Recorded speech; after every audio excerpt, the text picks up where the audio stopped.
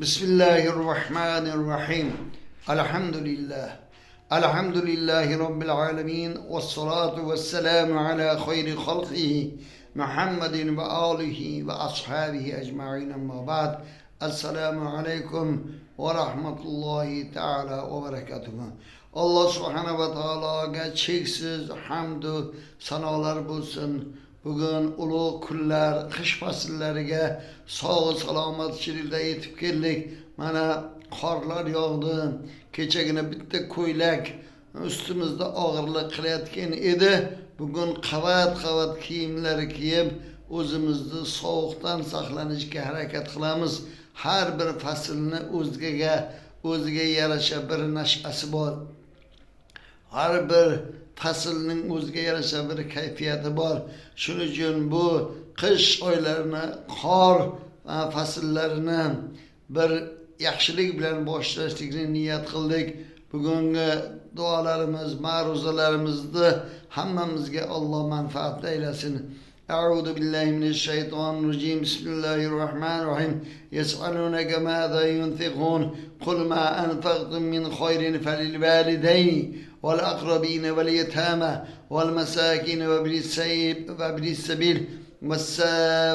sebil ve mâ tef'alu min hayrin fe innallâhe bihi alim. Ey Muhammed sallallahu aleyhi ve sellem, sizden nima ihson qilishni so'rashsa, nima ihson qilsangiz ham ota-onaga, qarindoshlar, yetimlar, miskinlar va musofirlarga qiling.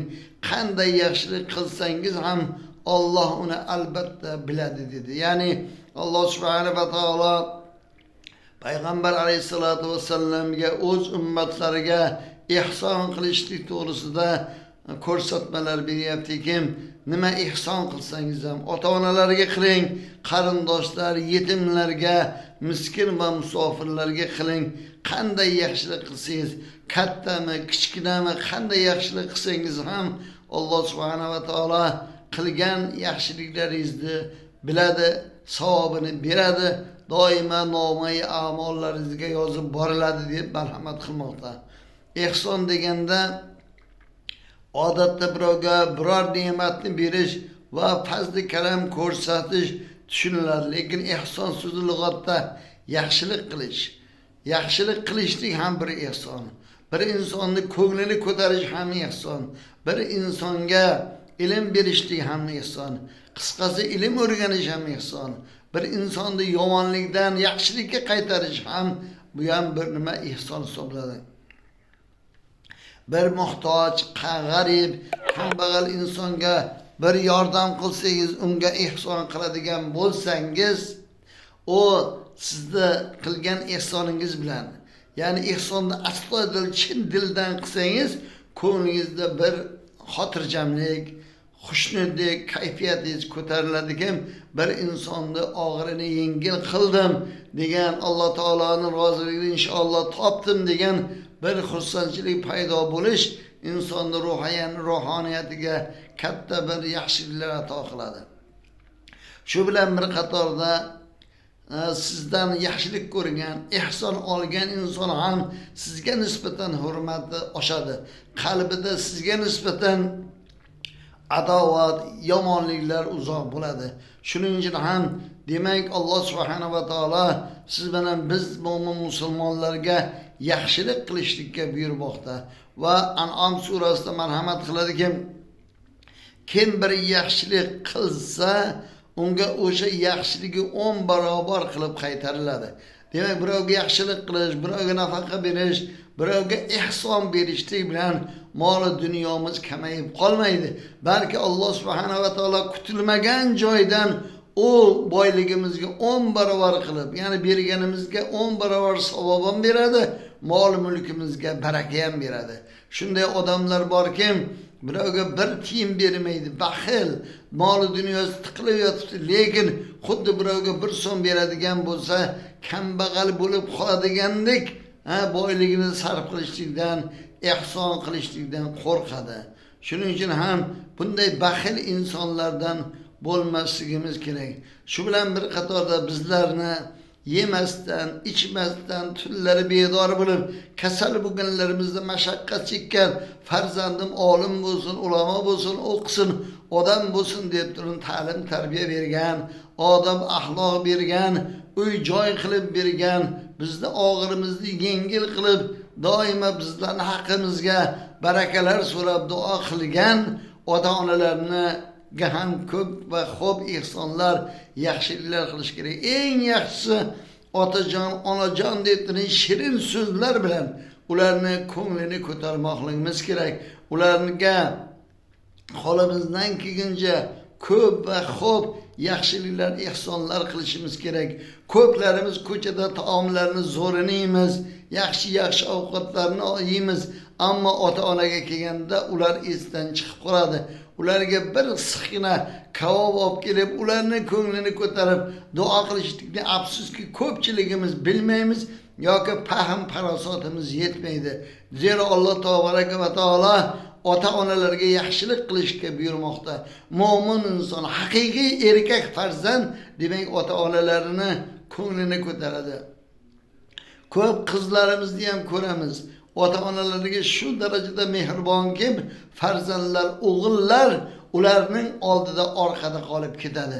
Shuning uchun ham Alloh subhanahu va taologa itoatli, payg'ambar alayhisolatu vasallamni sevgan inson ota-onasiga, ularning amriga itoat qilib yaxshiliklar qiladi.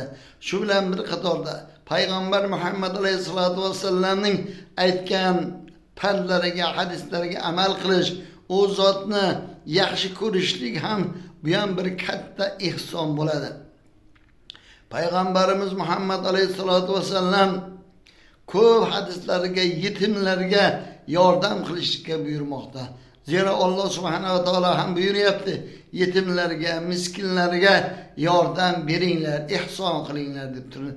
Jamiyatda agar muhtojlar, yetimlar bo'lmasa, boylarni haqqiga kim duo qiladi? Agar boylar mana shunday ehson qilsalar, yetim muhtojlarni boshini silasalar, ularni haqlariga ko'p va xo'p duo qilishadi. Xursand bo'lganliklaridan chin dillaridan duo qiladilar kim natijada o'sha boylarni boyliklariga Alloh subhanahu va taolo g'oybidan barakotlar ato etadi. Alloh subhanahu va taoloning marhamatlari ko'p. O'z marhamatlaridan Alloh taolo bizlarni benasib qilmasin. Payg'ambarimiz sollallohu alayhi va sallam bir necha hadis shariflar vozib bo'lgan. Miskinga qilingan bir sadaqa ikkinchisi silay rahm uchundir. Ya'ni miskinga qilingan sadaqaga bitta savob, qarindoshga qilingan sadaqaga ikkita savob beriladi. Yetimni qaramog'iga olgan kishi men bilan jannatda mana shunday birga bo'ladi deb qo'llarini mana shunday ko'rsatganlar. Demak, yetimni boshini silagan insonlarga Alloh taoloning ko'p marhamatlari bo'lar. Ko'p insonlar hozirgi paytda xotini vafot qilib yo bir sabab bilan ajrab bir ayolga uylanadigan bo'lsa, o'sha ayolning orqasida yetimi bo'lsa, ana o'sha yetimga mehr bersa, muhabbat bersa, nikohiga olganligi uchun Alloh subhanahu va taolo bir ulug' ajr savobni bersa, uni orqasidan kelgan yetimini tarbiyalab voyaga yetkazib qo'ysa, unga jannat eshiklari ochiladi. Payg'ambar alayhisolatu vasallam bilan jannatda birga bo'ladi. Nikoh degan bir ulug' hukm shundayki, nikoh sababidan o'rtada o'gay degan narsa ko'tariladi. Nikohingizga oldingizmi, u ayolni farzandi yoki bo'lmasa u erkakning farzandi sizni farzandingiz hisoblanadi. Uni o'gay deb kamsitish, urib so'kish, tahqirlash aslo va aslo mumkin emas. Nikoh bo'ldimi, siz ota va onaga aylandingiz va bor mehringizni o'shaga bolaga beradigan bo'lsangiz, albatta Alloh subhanahu va taolo sizni payg'ambar alayhisolatu vasallam bilan jannatda birga qiladi. Ko'p olim ulamolar otasidan ajragan, otasi vafot qilib, keyin onasi boshqa insonga turmushga chiqqanda o'sha o'gay otalar shunday ta'lim, tarbiya berganlarki, o'gay otaning sababidan bu farzandlar olim, ulamo bo'lishgan. Va yana birga beva va miskinga ehson qilish uchun harakat qilgan kishi Alloh yo'lida jang qilgan, tuni bilan namoz o'qigan va kun bo'yi ro'za tutib yurgan kishi kabidir. Buxoriy va Muslim rivoyati. Bunga e'tibor qaratadigan bo'lsangiz, bir beva ayolga, bir miskinga ihson qilishlik Alloh subhanahu va taoloning yo'lida jihad qilish, urush qilish bilan bir qatorda savobga erishadi. Shu bilan kecha-yu kunduz namoz o'qiydigan, Alloh deb zikr qiladigan inson bilan bitta beva miskinga yordam qilishning savobi barobar ekanligini ham esdan chiqarmaylik aziz birodarlar.